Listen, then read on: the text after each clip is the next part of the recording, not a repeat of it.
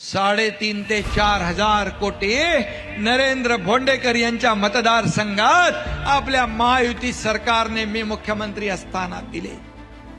मग सांगा तुम्ही आपण जो निर्णय घेतला तो योग्य होता की अयोग्य? या पूर्वीच्या 2.5 वर्षात महाविकास आघाडीच्या काळात तुम्हाला किती निधी मिळाला होता? काहीच नाही। संजय राठोड तुम्हाला किती निधी होता? तुम्हाला आपल्या 2.5 वर्षात किती मिळाला? 3 ते 4 हजार कोटी पोहरा देवीलाच किती मिळाले? 750 कोटी एका मोठ्या पोहरा देवी प्रकल्पाला। हे देण्याचं काम आपण केलं। शेवटी लोकांना मूलभूत सोयी सुविधा देणं हे आपलं काम आहे। आणि खऱ्या अर्थाने इथं नरेंद्र भोंडेकर पण आहेत। त्यांच्या भागात देखील त्यांनी विकास केलाय।